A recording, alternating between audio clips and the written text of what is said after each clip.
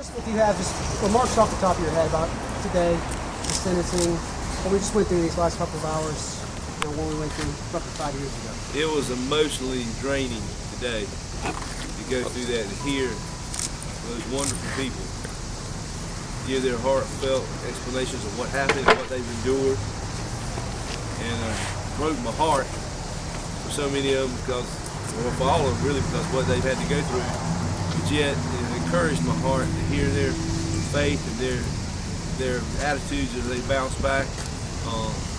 That's some special people. And it's like Chief Howard said up in the courtroom, every night and day of their life, they come put on that uniform and go out and put their lives in danger for us. And to have the opportunity to represent them and stand in the gap for them, it really touched me. I appreciate them so much. I wish I could have got this done faster, but that's just the way it rolls with death penalty cases. But that's the only regret is if I could have got to hear, earlier. But we got here, we got a verdict that we wanted and that we expected and that we should have gotten, and so we can rejoice in that. I want to ask you about that verdict. As you said, it's the one you wanted. Do you think it now can lead to some healing? I certainly hope so. That's part of why we decided to go ahead and move on to a life situation instead of having death on the table. We took death out on the table at the request of the defense, but we did not do it before we met in one of those courtrooms out there. We met with all the families. We explained to them what we could do, what would happen if we took this route, what would happen if we took that route. We explained how all it would work and what could do to slow that down and mess it up, and told them, so y'all, we're gonna go stand out here outside in this room. Y'all talk about it and see what y'all think. We want to know what you want us to do. And they called us back in after a little bit, and they said it was unanimous. They wanted us to go for life so we could go ahead and get this case moved. Solicitor, how important was it, and you kind of touched on the courtroom, how important was it to you and the people behind you that before he died, that everyone would know that Fred Hopkins was a convicted murderer, that he was? It was tremendously important to us. My deputy solicitor, Todd Tucker, who I'm so sad that he was not here today. He's sick, home in the bed with the flu. But he had done some tremendous work on prepping this case and doing the stand your ground hearing. But he kept saying we cannot let him die on us. We got to move forward. So it was important to us, and we knew that. Also, you had to factor that if you got the death penalty, it's really just going to be symbolic, because the way the appeals and the PCRs and things go on those death penalty cases, it could take 15, 20 years. We were afraid if we got the death penalty, we would never be able to administer it and execute it. And that would be making that family and all those families go through a terrible, emotionally enriching time with the death penalty trial with nothing to get for it but a symbol. So that was not fair to them. Were you surprised that after all the bluster he's had and some of the family members mentioned, the smirks and everything, that he rolled out of there without saying a word today? Well, maybe reality set in. Maybe he can go see if he can get his heart right with God. I'd love to see that. But I know there was a guy with the military that came and explained a lot of things to him about his record and how it would be affected. I don't know what the guy said to him, but when they came out of the meeting, they told Boyd, and Boyd got on the phone and told me, he said, well, we got a plea. So we went from there. We tried not to waste any time. We went on to Aiken to get the plea established and accepted and received, and get him locked in on the plea, and then did the sentencing today. So this is just last from me. Just seeing everybody behind you here. It's not often we see this, much folks talking like this to us. I guess just kind of have that as a backdrop of how this has impacted this community and what today means for this community. Well, the first part of what you said was what I was going to address next, so that's good. I want to express my appreciation and my thankfulness to Sheriff Leon Lott and the Richland County Sheriff's Office. They shared resources with us and really helped us. They came out there that night. That was a tremendously large crime scene. that they got with Sheriff Lott got it handled with help from the FBI. Gary Maldonado and Scott McDonald, they helped us a tremendous amount from day one, and they've been helpful. Anytime we had anything we could call them about, we called them and they jumped right on and helped us. So we have a debt to Richland County. Also, I have a debt personally to Kenard Redmond, my dear friend, for helping me with this trial, and have a debt to Todd Tucker, as I said, who's homesick. I wish the best to him. I hope he comes back quick. We need him. Now, how this is going to affect the community, I think that it will allow some healing to take place. They have some closure on it now. That's always a big part of healing to me, I think. But we have a resilient community. Got tough people here. They don't let much get them down. And I am proud to be a born and bred Florentine. And I want to thank the community for believing in us, sticking with us, regardless of what they read on Facebook. Be careful of that. Because they would have all kinds of information, but they couldn't get it from us because we had a gag order, so we weren't going to talk. So I don't know what they did to come up with some of the information, but a lot of it was very interesting. That's it for me. If it's all right with you, Solicitor, if we could ask some questions for some of the fellow law enforcement officers behind. Certainly. They know as well as anybody they arrest, they got the right to remain silent. So they can answer it or not. If I could start off with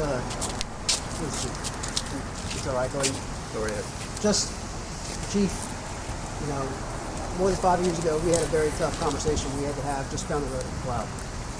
Today, I guess, share with me what you feel. And I know it was a tough day still. Talk to me about that. For me, it's about this segment being over. It's about families, the victims, not having to go through the trial, not having to have that as bad as it was today, to hear the things that we had to hear. But they didn't have to do that in a trial, with evidence being presented. So I'm very thankful for that. Those of us that were there, those of us that go through that, the vast majority of my agency, this is what we're going to live with. And but this segment is over with right now. So hopefully we can get back to a little bit more normalcy and not have this judicial process hanging over our head as it has been for the last 5 years. For someone who's also their chief, but also their friend, for the Caraways, I guess, tell me about how it felt for you to get to look at them when that things came down. And we thought Terrence would talk. Yeah, very, very relieved. Terrence and I had a great relationship. He picked on me constantly, never once recognizing that I was the chief of police, I don't think, and just giving him a hard time. He called me Big Al all the time. It was bittersweet, to know that nobody really won in this instance. But I keep a very large picture of Terrence in my office. Every morning when I walk in the door, he's sitting right above my desk, and it reminds me every single day of the sacrifice he made, and the sacrifice that our officers make every single day by going out into the street and protecting this community. Chief, can you I don't think people realize the bravery of that day, but also the chaos and everything that went on that day. I mean, can you kind of give people just a sense of how hard it is to believe what happened out there? Yeah, and I think a lot of that, was covered with the testimony from the officers, victims that were in the trial or in the sentencing today. It was a chaotic situation from the moment of the officers arriving after Ferris, Aaron, Rhea had been shot. That's all they dealt with the entire time. And we were just trying to move officers into place to get them in a position where they could possibly take this individual into custody. And then there was the rescue operations and the sheriff's office utilizing their armored vehicle. And you know, in the midst of all of the shooting, officers who were jumping out of that armored vehicle in the line of fire and rescuing people was just unbelievably chaotic. And how long did this last from the moment this? Well, at least 2 hours. Yeah, I think it was about 2 hours. somewhere, yeah, I don't know exactly, but I would guess everybody's saying somewhere in the neighborhood of 2 hours. So that seems reasonable. Well, Chief, anything you'd like to say, I guess, just to finish up? No, you know, we'll just we'll drive off from here, and we'll continue to keep Terrence and Farrah alive through all of the many charity works that are established in their names, and gala tomorrow night. So, anyways, that is our quest from here on out. That their work was not in vain, and that their lives were very meaningful, and they impacted just about everybody in this community.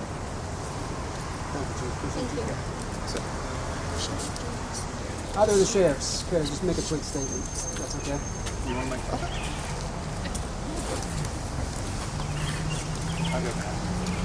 That night when we got the call, we have to put our emotions aside and do our job. And this would probably be the most complex investigation that's ever been done in this state.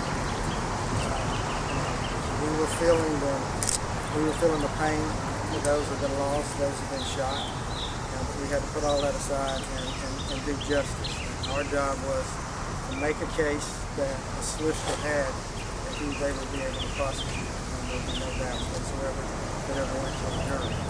And that's what we did. We looked at the crime scene, we looked at just so much that had happened. We had to put every one of those things together and count just about every single bullet. But while doing all that, we also had to pay respects to the families. The officers themselves, the families, and the law enforcement family too. So we have to manage both of that at the same time. Very complex investigation along with taking care of the families. The families is one of the most important things that we have to do. So we were able to do that, and that's why 5 years later we're standing here today. And this is not a celebration by any means whatsoever. I think today is just a moment to go. So justice has been served today. The best way that the solicitor can do it, we can do is investigating agency. And now we're just going to continue to pray and support each other and do nothing we can do. Thank you, Sheriff Mott. Thank you so much. Gives us closure. Chief, I echo what the chief said. You got a lot of people still work there at the sheriff's office involved in this horrific event. So does Chief Hyler with the city. But you look behind the resilience of these people back here. I got two that I see every day that work for the sheriff's office. Come to work and you would never know what they went through that day. But I do.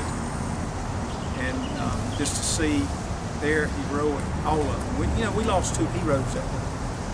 And I am glad that it is here upon us now, that there's some closure, but I pray for peace for the families and the victims, because this is something they're not going to get over. I mean, this is sketched in their heart for life, and the trauma that everyone out there, there's people all around here that were out there that day, and it was horrific and it's tragic, and it's not going to go away, because it's like Sheriff Mott said, this isn't a celebration. This is time for us to come together, and justice has been done.